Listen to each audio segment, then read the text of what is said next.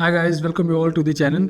आज के वीडियो में हम डिस्कस करने वाले हैं कि एंटीसिपेटरी बेल क्या होता है, यानी प्री अरेस्ट बेल क्या होता है। जेल जाने से पहले ऐसा कौन सा एप्लीकेशन होता है जिसे हम मूव कर सकते हैं और हमें जेल नहीं जाना पड़े, कोर्ट हमें बेल भी दे दे। तो इस वीडियो में क्रिस्टल क्लियर करेंगे कि बेल क्या होता है, एंटीसिपेटरी बेल क्या होता है और जो क्वेश्चनिंग होता है वो क्या होता है। बिकॉज एंटीसिपेटरी बेल और क्वेश्चनिंग में बहुत लोग कंफ्यूज होते हैं, तो इस वीडियो के माध्यम से सारी चीज़ें क्लियर होने वाली है। तो चलिए वीडियो स्टार्ट करते हैं। वीडियो स्टार्ट करने से पहले I would like to request, अगर आपने अभी तक चैनल को सब्सक्राइब नहीं किया तो please subscribe the channel and video को लाइक और शेयर करना ना भूलें।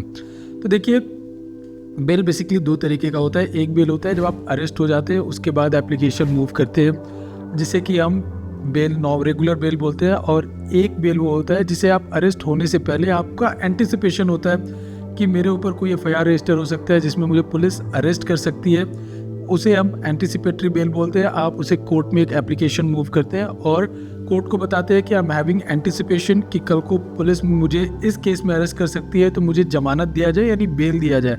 तो कल के डेट में एफआईआर रजिस्टर होने के बाद भी आप अरेस्ट नहीं होते, उसमें certain court rules and regulations आप पे इम्पोज करती है जिसको कि आपको फॉलो करना पड़ता है।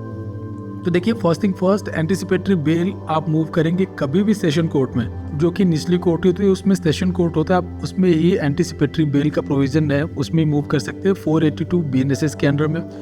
और जो उसके बाद अगर वो उधर से डिसमिस होता है तो आप जो कंसर्न हाई कोर्ट है आपके स्टेट का, उसमें एंटिसिपेटरी बेल मूव कर सकते हैं। तो कभी भी ये ध्यान दें कि आप कभी भी इसमें जो भी लॉयर को आप इंगेज कर रहे हैं उनसे आप सारी चीज़ें क्लियर बताएं, उन्हें फ़ोन के माध्यम से, व्हाट्सएप के थ्रू या उनसे मीटिंग करके सारी चीज़ें उन्हें क्लियर एक्सप्लेन करें। बिकॉज कभी भी आप कुछ भी अपनी चीज़ें लॉयर से एक्सप्लेन नहीं करते हो, तो छुपाते हो, तो उसका रिपरकशंस आपको फेस करना पड़ सकता है। तो उन्हें सारी चीज़ें बताएं और जब बेल एप्लीकेशन मूव हो तो उससे ढंग से पढ़ें कि बेल एप्लीकेशन में क्या क्या लिखा हुआ। आपको भी नॉलेज होना चाहिए कि जो आपने चीज़ें एक्सप्लेन करा है वो बेल एप्लीकेशन में इंक्लूडेड है या नहीं है। और रिलेवेंट जजमेंट, जो सुप्रीम कोर्ट के रिलेवेंट जजमेंट्स हैं, हाई कोर्ट के रिलेवेंट जजमेंट्स हैं, आपके केस को सपोर्ट करें, ऐसे जजमेंट भी उन्हें इंक्लूड करें सो दैट वो डेफिनेटली, अगर सुप्रीम कोर्ट का जजमेंट है तो हाई कोर्ट पे बाइंडिंग होगा, हाई कोर्ट का जजमेंट है तो ट्रायल कोर्ट पे बाइंडिंग है, तो उन्हें उस हिसाब से आपके केस में आपको हेल्प मिल सकता है, आपको बेल आसानी से मिल सकता है और कोर्ट भी उसको प्रोविज़न, जो भी उस जजमेंट में प्रोविजन है उसे कंसीडर करता है। तो ये चीज़ें आप जरूर ध्यान दें। और जब आप मूव करते हैं बेल एप्लीकेशन, तो जो कंसर्न आईओ होता है यानी उस पुलिस स्टेशन का इन्वेस्टिगेशन ऑफिसर जो होता है, एक रिपोर्ट फाइल करता है जिसे रिप्लाई बोलते हैं। रिप्लाई फाइल करता है obviously through PP, public prosecutor, जो गवर्नमेंट एडवोकेट होते हैं उनके थ्रू।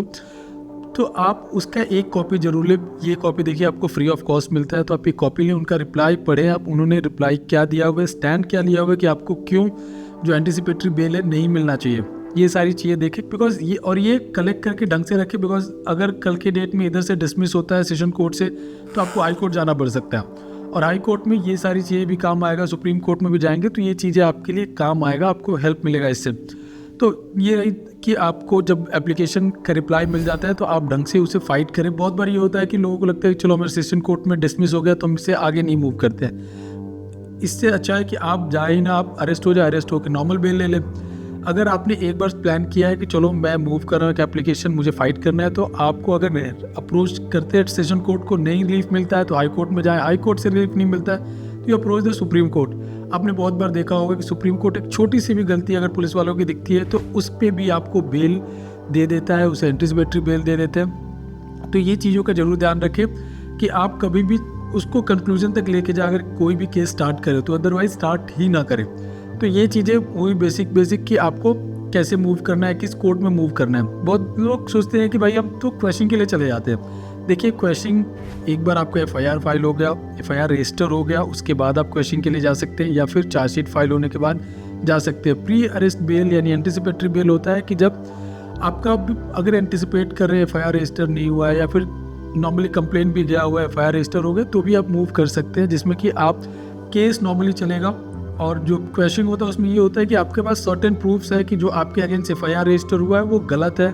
उसमें कोर्ट के पास सारी चीज़ें आप प्रोड्यूस करने में केपेबल होते हैं कि ये झूठा केस है, हमें फंसाया जा रहा है। तो ऐसे में कोर्ट को लगता है कि आपके अगेंस्ट से फॉर्ज्ड एंड फैब्रिकेटेड केस है, तो कोर्ट क्वैश कर देता है यानी ख़त्म कर देता है, वो केस कभी चलेगा ही नहीं। बट एंटीसिपेटरी बेल में ये होता है कि आपको बेल मिल गई, एंटीसिपेटरी बेल मिलने के बाद आप जो इन्वेस्टिगेशन ऑफिसर है उससे कोऑपरेट करेंगे, कोर्ट सर्टेन आपके ऊपर restrictions, rules and regulation impose करता है कि आपको ये फॉलो करने हैं। तो उसमें मेन होता है कि आप जो भी आईओ है उसे कॉपरेट करेंगे इन्वेस्टिगेशन में, तो आपको जाना पड़ सकता है इन्वेस्टिगेशन के लिए, और within week every week आपको जाके अटेंडेंस लगाना पड़ सकता है। 15 डेज़ में आपको जाके रिपोर्टिंग करनी पड़ सकती है, आप स्टेट से बाहर नहीं जाएंगे, ऐसे ऐसे कंडीशंस इम्पोज करता है। तो ये सब चीज़ें आपको फॉलो करना पड़ सकता है एंटीसिपेटरी बेल में।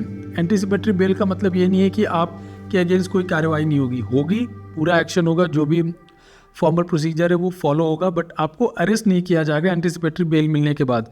तो आई होप दोनों चीज़ों में आपको समझ में आया कि एंटीसिपेटरी बेल क्या होता है और जो क्वेश्चन होता है उसमें क्या इफेक्ट होता है क्वेश्चन का। तो दोनों ये प्रोविज़न बीएनएसएस में है, इसको आप अपने सर्कमस्टेंसेस के हिसाब से मूव कर सकते हैं। और कभी भी ये ध्यान रखें, किसी भी एडवोकेट को अगर आप चूज़ करें तो ये ध्यान दें कि उन्होंने ऑलरेडी ऐसे पहले मैटर्स किए हुए नहीं किए हुए, उनका क्या एक्सपीरियंस है, क्योंकि ये भी बहुत एक बड़ा रोल प्ले करता है आपको केस जीतने या हारने में।